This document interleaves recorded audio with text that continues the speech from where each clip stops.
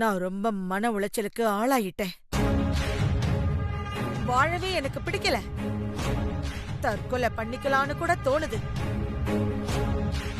அப்படி இப்படின்னு கேஸ்ல நீங்க என்ன ரீசன் வேணும்னாலும் சேர்த்துக்கங்க. Okay madam. மொத்தத்துல அந்த குடும்பமே ஜெயிலுக்கு போகணும். சரிங்க மேடம்.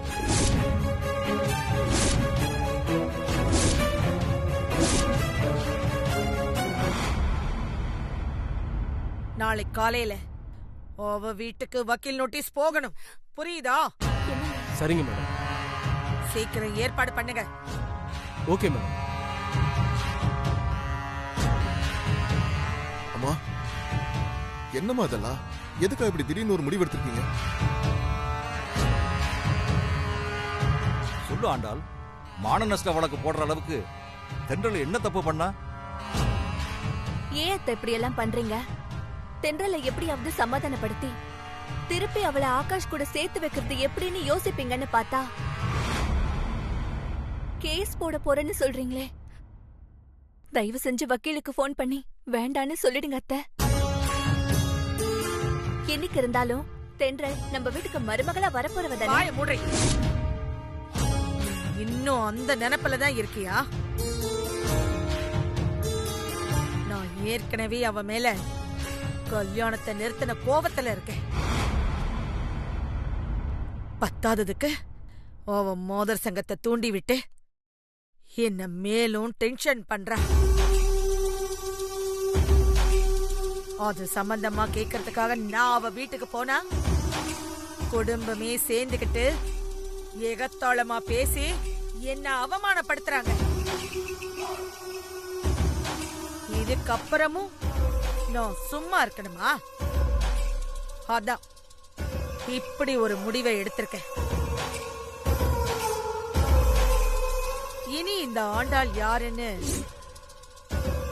அந்த தென்றலுக்கு தெளிவா புரியும். ஆண்டாள், வேண்டாமா, சொன்னா கேளு.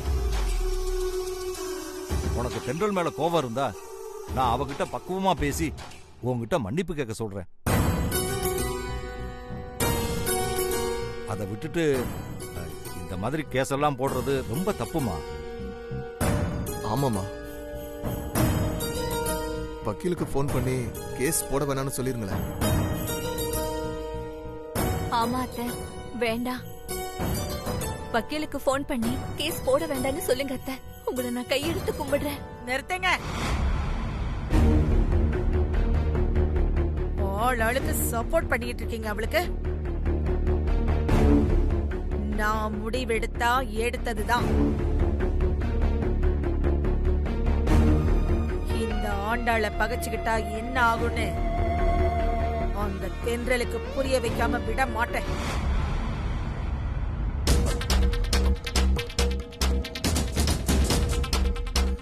அப்பா, என்னப்பா இதெல்லாம்?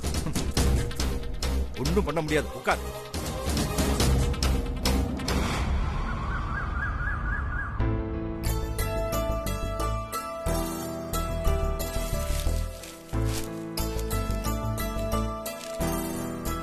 Sir, post.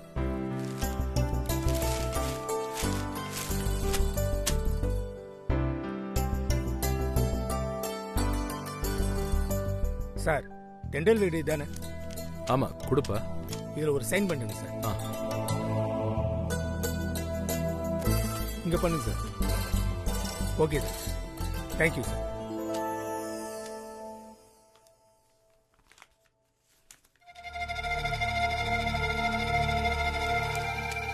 யாருங்க அனுப்பியிருக்காங்க? என்ன லெட்டர் இது?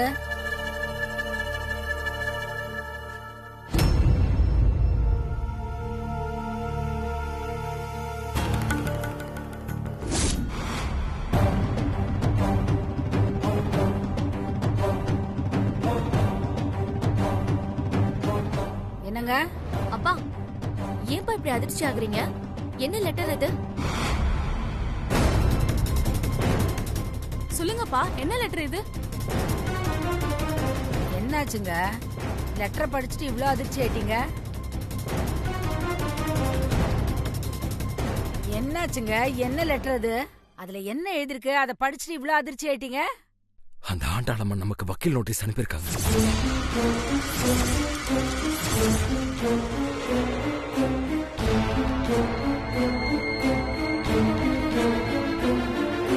அவங்க பேரன் கல்யாணம் நின்னதுக்கு நம்ம தென்றல் தான் காரணம்னு தென்றல் மேலேயும் நம்ம மேலேயும் மான நஷ்ட வழக்கு போட்டிருக்காங்க.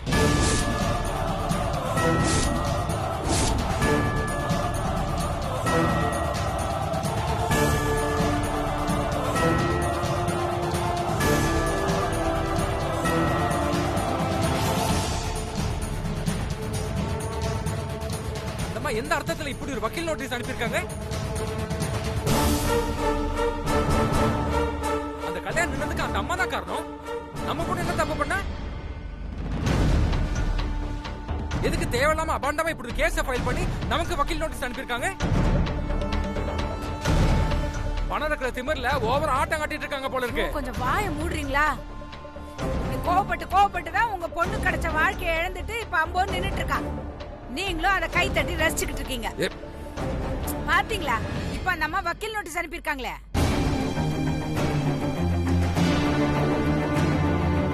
அச்சச்சோ, அந்த அம்மா கோடீஸ்வரி. அவங்கள எதிர்த்து நம்மளால என்ன செய்ய முடியும்? ஐயோ, அந்த அம்மா நினைச்சாங்கன்னா கோர்ட்ல தனக்கு சாதகமா எல்லாத்தையும் செஞ்சு தான் நினைச்சதை சாதிச்சிருவாங்களே. ஏங்க, நம்மளால இப்ப என்னங்க செய்ய முடியும்? உண்மையை நிரூபிக்க முடியாம குடும்பத்தோட ஜெயிலுக்கு போக வேண்டியதா.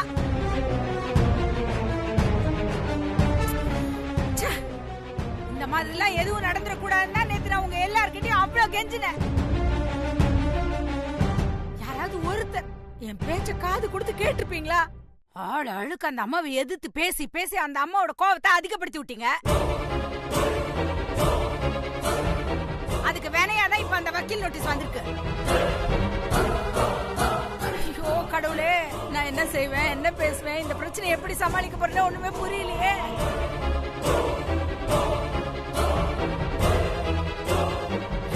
ஏங்க, இதுக்கு மேல நேரத்தை வீணாக்க வேணாங்க. இப்பவே நேர்ல போய் ஆண்டாளம்மாவை பார்த்து கையில கால்ல விழுந்தாது எப்படியாச்சும் இந்த கேஸ வாபஸ் வாங்க வச்சிடலாங்க. வாங்க, கிளம்புங்க.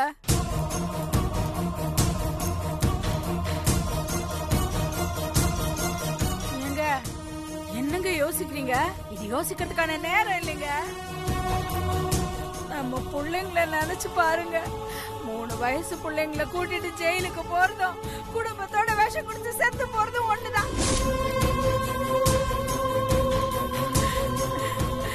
எங்க வாங்க, சீக்கிரமா போய் அந்த அம்மாவை பார்த்து பேசிட்டு வந்துடலாம். எங்க இல்லங்க, நீங்க சும்மா பேருக்கு கூட வாங்க. நான் அந்த அம்மா கையில கால்ல விழுந்து கெஞ்சி கதறி எப்படியாச்சும் இந்த கேஸ வாபஸ் வாங்க வச்சிருங்க. என்ன பேசுற நீ? இல்லங்க, நம்ம இப்ப கோவப்படுறது முக்கியம் இல்லங்க. நீங்க வாங்க, நம்ம போய் பேசி இத சரி பண்ணிடுவோம். நீங்க வாங்க என் கூட. நான் சொல்றேன், எதுவும் பேசாதீங்க. நீங்க வாங்க வாங்க.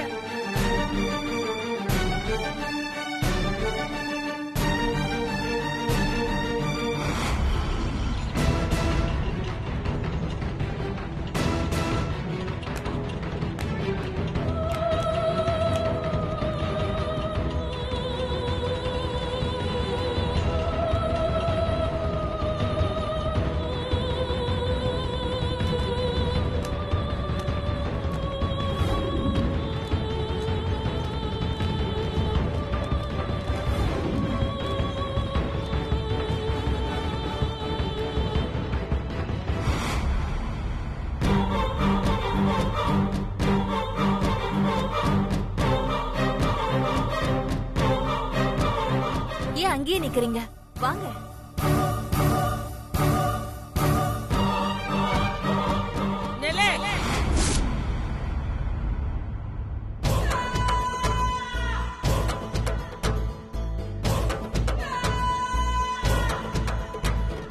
வாங்க.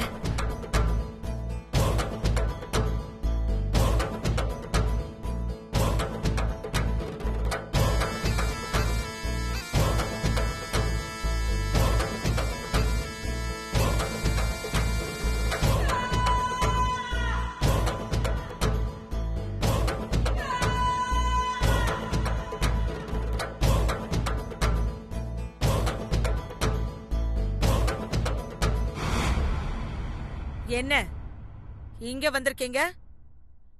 என்ன விஷயம்? உன் வீட்டுக்கு வக்கீல் நோட்டீஸ் வந்துடுச்சா? அதுக்கு எதுக்கு இங்க வந்திருக்க? யாராவது ஒரு வக்கீல தானே தேடி போயிருக்கணும். அது சரி, வக்கீல தேடி போற அளவுக்கு உங்களுக்கு ஏது வசதி? உங்க எல்லாருக்கும் வாய் மட்டும்தானே நீளம். அம்மா, கல்யாணம் நின்னு போனதுக்கு ஒரு வகையில நீங்களும் தானம்மா காரணம். ஆ? என் பொண்ணு மேல மட்டும் பழிய போட்டு அநியாயமா இப்படி ஒரு வக்கீல் நோட்டீஸ் அனுப்பியிருக்கீங்களே, இது உங்களுக்கே நியாயமா? ஏய், வாய மூடு. நான் தான் கடைசியில சமாதானமாகி உன் பொண்ணுதான் திரும்ப மனமேடையில உட்காருன்னு சொன்னனே, உட்கார்ந்தாடா? இல்ல அப்ப கூட என்ன அவமானப்படுத்திட்டு அவ பாட்டுக்கு கிளம்பி போயிட்டா. அது எவ்வளவு பெரிய தப்புன்னு அவளுக்கு இன்னைக்கு வரைக்கும் தெரியல. அவளுக்கு மட்டுமா, புருஷனுக்கு கூட தான் தெரியல. என்ன குடும்பமே சேர்ந்துகிட்டு அவ்வளவு தூரம் அசிங்கப்படுத்துனீங்கல்ல, அதுக்கப்புறம் நான் ஏன் சும்மா இருக்கணும்? அதான் மான நஷ்ட வழக்கு போட்டு வக்கீல் நோட்டீஸ அனுப்பி வச்சுட்டேன். முடிஞ்சா இந்த கேஸ கோர்ட்ல ஜெயிக்க பாரு. முடியலன்னா குடும்பத்தோட ஜெயிலுக்கு போய் கம்பி எண்ணுங்க.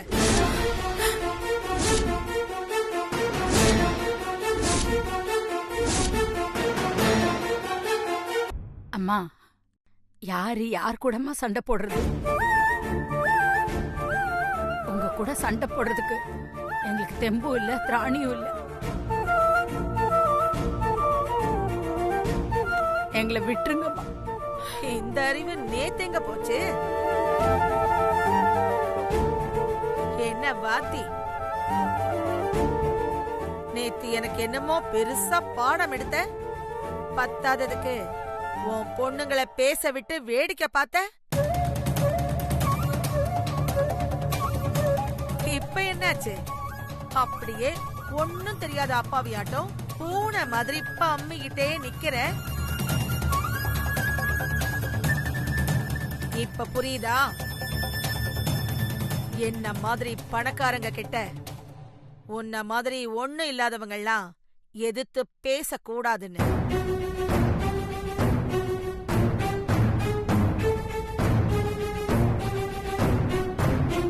சரி சரி, இன்னும் என்ன இங்கேயே நிக்கிறீங்க? கிளம்புங்க.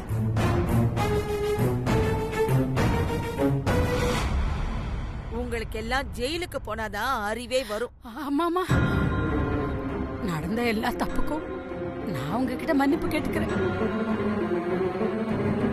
தயவு செஞ்சு இந்த கேஸ வாபஸ் வாங்கிடுங்கம்மா. உங்க கால்ல வேணாலும் விழணும். எதுக்கு எடுத்தாலும் கால்ல விழுந்து கெஞ்சறதும் குடும்பத்துக்கே பழக்கமா போச்சு. தப்பா, உனக்கு ஒரு சான்ஸ் தரேன்.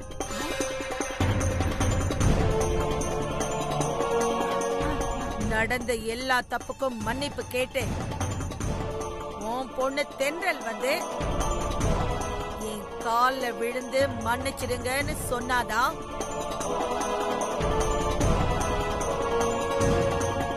நான் இந்த கேஸ வாபஸ் வாங்குவேன்.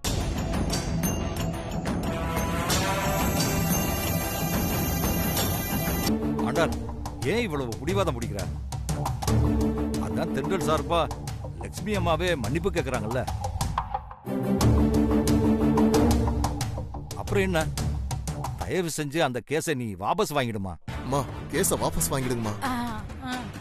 நான் அத்தை, அவங்கள பார்த்தா ரொம்ப பாவமா இருக்கு அத்தை. நான் வேணா தென்றல் சார்பா உங்க கால்ல விழுந்து மன்னிப்பு கேட்கிறேன் அத்தை. ஐயோ, போட இங்க இருந்து. எதிரிமா எதிரி. நீ ஒரு ஒண்ணு இல்லாதவ, இந்த குடும்பமும் ஒரு ஒண்ணு இல்லாத குடும்பம். இந்த குடும்பத்துக்கு நீ சப்போர்ட்டா? யார் மன்னிப்பு கேட்டாலும் என்னால அதை ஏத்துக்க முடியாது. அந்த தென்றல் வந்து என் கால்ல விழுந்து மன்னிப்பு கேட்கணும். அப்பதான் நான் மன்னிப்பேன். வேண்டாம்.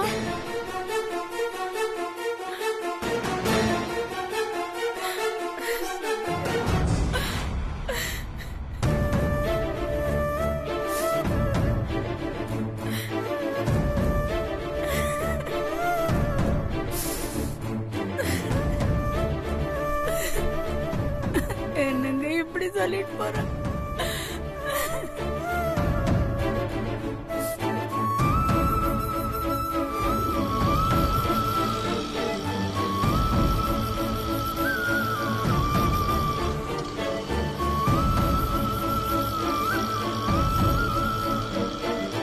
தம்பி வண்டி நிறுத்த.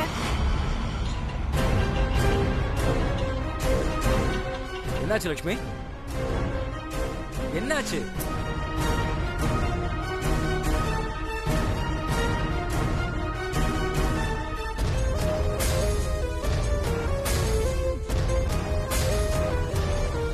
வாங்க.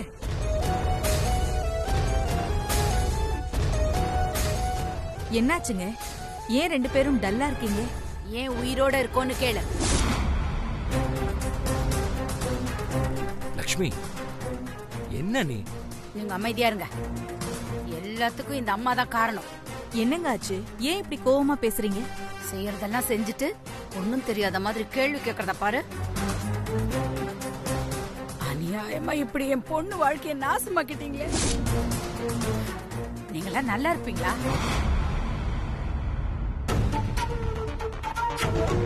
நீங்க அந்த ஆண்டாளம்மாவை பழிக்கு பழி வாங்கணுங்கிறதுக்காக இப்ப என் பொண்ணு வாழ்க்கைய பலிக்கடை வாக்கிட்டீங்கல்ல. அன்னைக்கு கல்யாண மண்டபத்துல ஆண்டாளம்மாவை பத்தின உண்மையெல்லாம் நீங்க முதல்ல என்கிட்ட தானே சொன்னீங்க. அப்பவே நான் உங்ககிட்ட என்ன சொன்னேன்? தயவு செஞ்சு இதெல்லாம் என் பொண்ணு கிட்ட சொல்லிடாதீங்க. அவளுக்கு நல்லபடியா இந்த கல்யாணம் நடந்தாதான் அடுத்தடுத்து இருக்கிற என் 2வது பொண்ணையும் 3வது பொண்ணையும் கரை சேர்க்க முடியும்னு உங்ககிட்ட கெஞ்சினேன்ல. பேச்ச கொஞ்சம் கூட மதிக்காம என் பொண்ணுகிட்ட எல்லா உண்மையும் சொல்லி இப்ப அவ கல்யாணத்தையே நிறுத்திட்டீங்க.